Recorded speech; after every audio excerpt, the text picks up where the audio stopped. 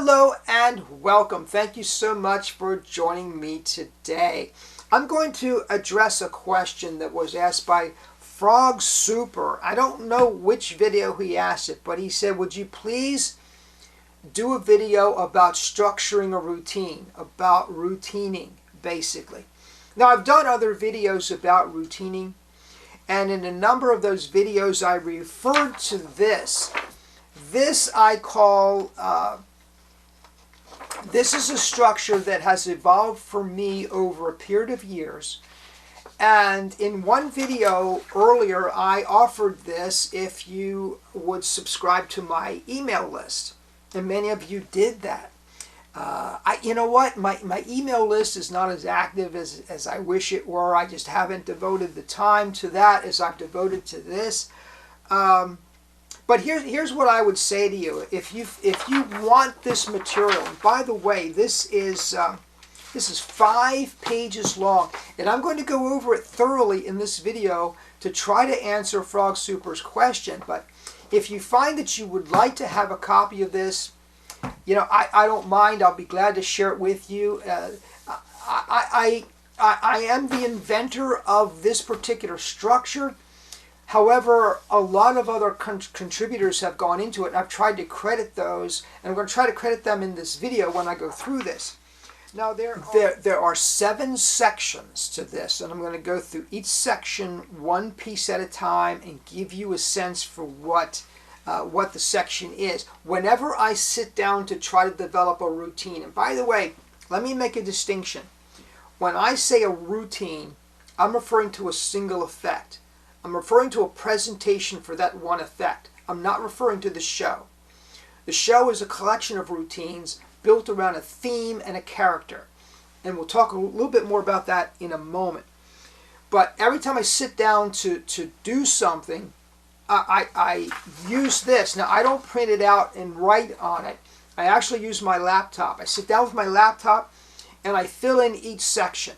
And so it just makes sense to me, if Frog Super, in answer to your question, to go through each of these sections and kind of analyze what it is I'm doing, my thought process as I'm doing it. Section number 1 is selecting material. Before you start routining, you should give some thought to the material that you're selecting and the purpose you're selecting it for.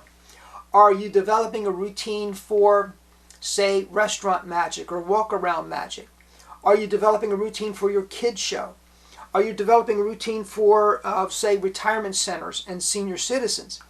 Are you developing a routine for a client that a commercial client that you're going to be doing a trade show for?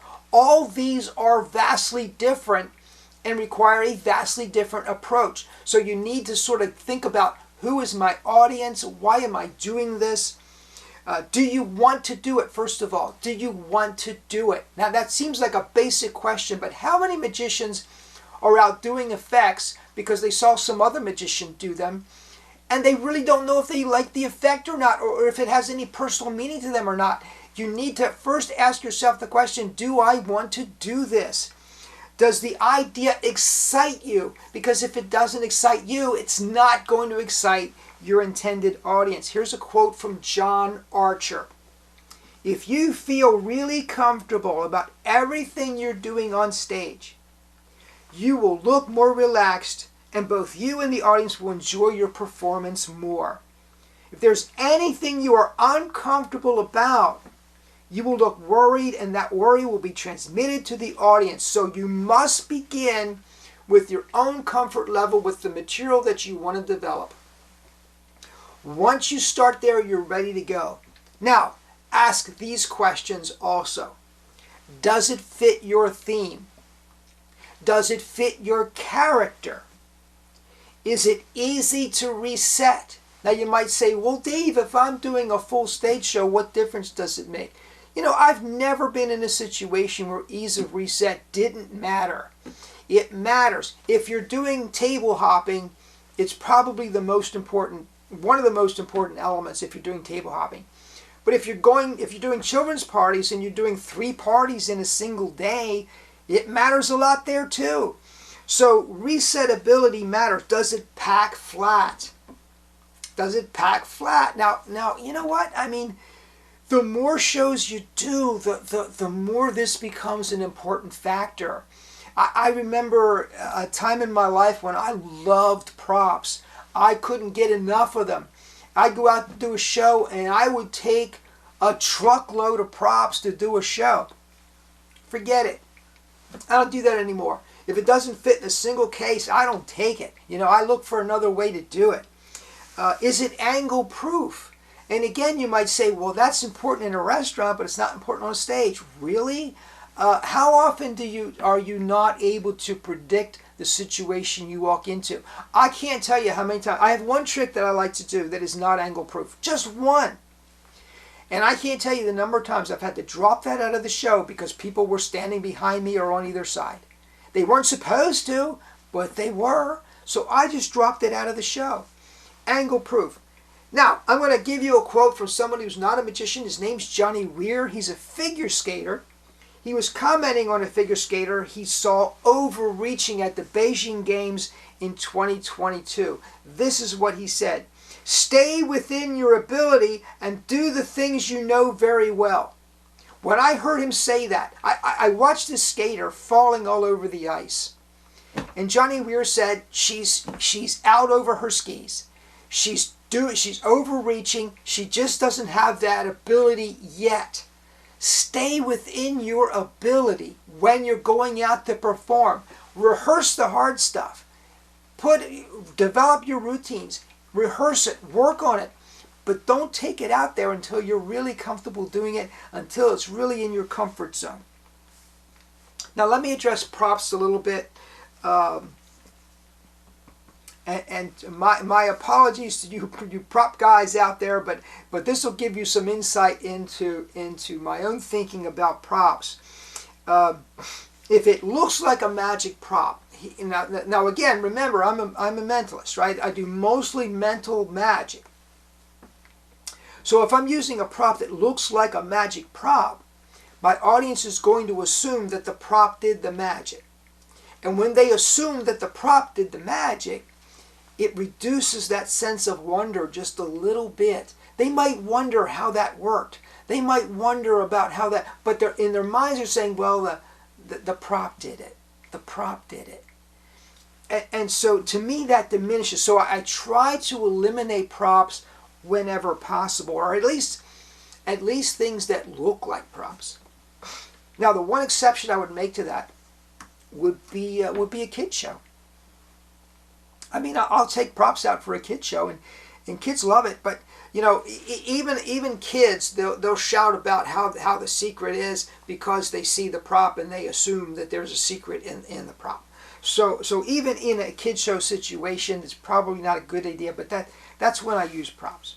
Now, section number 2, the title. I always title my effects. I always title my routines, and I give them a title, just like I would title a book. The title tells me what the routine is about. The title tells me what the routine is for. The title conveys a lot of information to me. What I would not do, I would not share that title with my audience. I very often will put the title in my outline or my cheat sheet or my cue sheet so that I can look at the cue sheet. Oh, that effect is next. And it tells me a lot. It conveys to me the emotional sense of the routine I'm about to do. This is not a seminar on titling, so I'm not going to get into how to do that exactly, but I think it's important to assign a personal title to your effects so that it has meaning to you. Number 3, section number 3, the silent script. This is not my idea. This idea came from Bob Cassidy. Also, Harry Anderson referred to the idea, but what Bob Cassidy basically said is, in your mind, you need to know the effect you're trying to create in the minds of the audience. You need to know that. So books like The Trick Brain by Darryl Fitzke or Absolute Magic by Darren Brown contain some excellent types of effects. So you should be looking at those types. And by the way, in this document, I have the effects spelled out. For example, I have two sections, well, several sections. There's psychic phenomenon, there's biological anomalies, there's spiritualistic anomalies, there's synchronicity, and there's conventional magic. And under each of those sections, there are types of effects. For example, under psychic phenomenon, teleportation, telekinesis or psychokinesis, hypnotic control, sympathetic response, clairvoyance, clairaudience, precognition, telepathy, psychometry, divination, rapid calculation, and phenomenal memory, all under the subheading of psychic phenomenon. So as I'm designing an effect, I'm looking at that list and saying, well, what am I trying to do? What am I trying to convey to my audience? The clairvoyance is much different than clairaudience. Clairvoyance is when you see something that's hidden. Clairaudience is when you hear something that's beyond the range of your hearing. Precognition is when you predict something that occurs in the future. Telepathy is when you send a thought to someone else or someone else sends a thought to you. Very different effects. So you need to decide what effect it is you're trying to create, and then you start building your routine on the basis of that knowledge. You never share your silent script with your audience. It's not relevant. What's relevant is that once they see the effect, that's what they think they saw. They think they saw clairvoyance. They think they saw telepathy. That's what they think. Now, the next section is your setup. This is the materials that you will need to perform the routine. A lot of magicians, once they develop their routine, once they develop their structure, they take everything they need to perform that effect and they put it in a box or they put it in a bag and they label it so that all they need to do is pick that up and everything they need is right there. You should make a materials list so you know exactly what you need to perform the effect. Know exactly what you need and exactly how to access it during the show. That's another important thing. We'll talk about that in a few minutes because that relates to your blocking or the way that you structure movement during your show so that you can access the props that you need in order to perform the effect. Your source material. You should always include a section on source material. This is so important. You might take an effect. You might take a commercial effect. And you might develop that to the point that that commercial effect is not even recognizable in your finished product. That's what you should be doing. That's okay. But you don't necessarily need to share it with anyone, but you need to know where it came from. Not only should you know where the effect came from, but you should know the inspiration on that person you got it from. You should be able to trace it all the way back so that you get an understanding of how other magicians have worked with the same type of material, so that you know what they did with it and how they developed it. It informs your performance. It informs your routining when you know all that information, and you should document it carefully in your notes, source material. Then it comes to the story. The story. Now, a lot of people would say that I'm a bizarrist because I rely so heavily on story and because a lot of my stories are somewhat macabre. So I might actually get that title if you actually saw me perform. That's a possibility. But I think story is important to all of us. Whether you're doing children's magic or you're doing cabaret or you're doing walk around, whatever you're doing, the story is incredibly important. I'm going to read to you some notes from this section. The story you tell, and these are my convictions, okay? The story you tell is more important than the magic because the story is the connection between you and your audience. The story is the emotional hook. You ever notice a guy who's very prop heavy, David Copperfield, right? I consider to be the greatest magician of our time. Pay attention. Pay attention because even though he's using these incredible props, he's introducing them with a story. He's putting them in the context of a story. And it adds so much emotional weight. Remember when he did flying? Remember the way he introduced that and he talked about the history of flight? And you saw this video footage of people trying to fly? And then he talked about dreaming and how he could just push against the air in a dream. It just pulled you in emotionally. That's what you want to do. The story you tell provides the context, and the context provides the meaning for the magic that you're doing. Now, if you are a competition magician, or if you're a stage manipulator and you're doing your entire show to music, that's a different story. You know, I don't do that. I'm a storyteller at heart. And so that's what I do. So you put your own slant on this, but I think the story is incredibly important.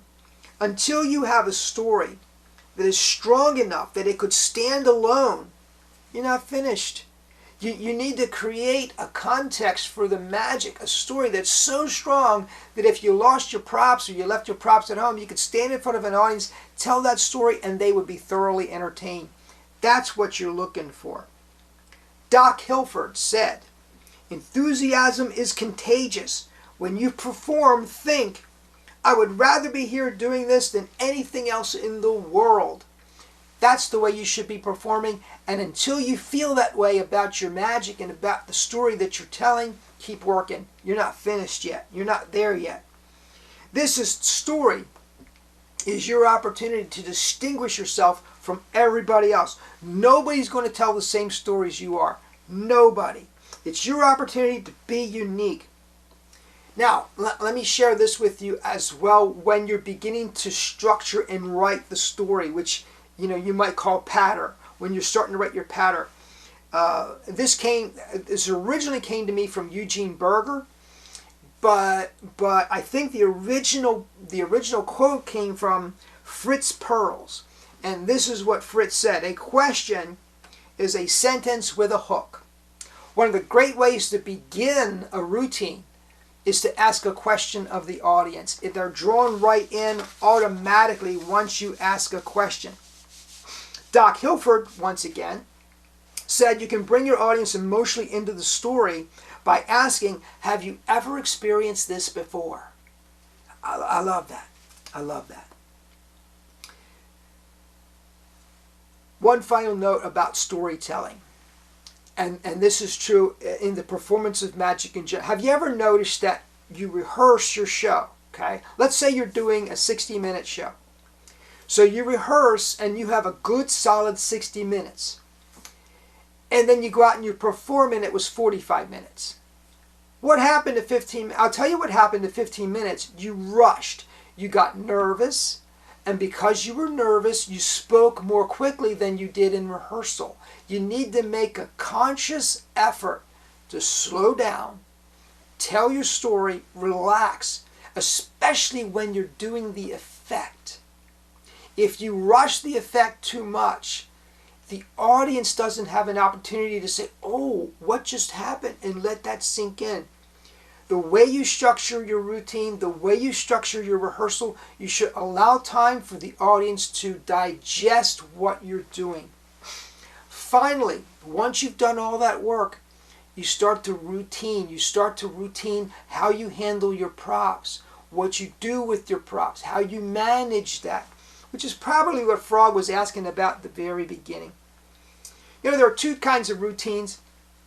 In my mind, there's manipulation. You're doing some type of sleight of hand. And then there's what most mentalism is, which is 90% storytelling to begin with. You're doing very, very minor things. You might be using a nail writer or something like that. You're doing very minor things, but they're creating these miracles in the minds of your audience. So the way you always have to think about how am I managing a prop. I hate getting into details here. I hate getting into methodology. But something that I often do with a nail writer. Now I use sort of a greasy one, so it looks like a Sharpie mark. And I keep a Sharpie in my pocket. In my right pocket. So when I mark something on a page, I replace the Sharpie and I steal out my marker, my nail writer. So it's logical, and the reason I share that with you is that every single movement you make, every movement must be motivated. There must be in the minds of the, why did he do that? And I'll tell you something else. I remember when I started in magic. I'm not going to mention who they were. God love them. But they would go to their pocket for waffle dust, what they called waffle dust. And I remember as a child looking at that thinking, what is waffle dust? You know, what's going? And then it occurred to me, even as a child, 8 years old, 9 years old, they're ditching a prop. They had it in their hand and they're ditching it in their pocket, and then they're doing this, and the magic happens. That's not motivated.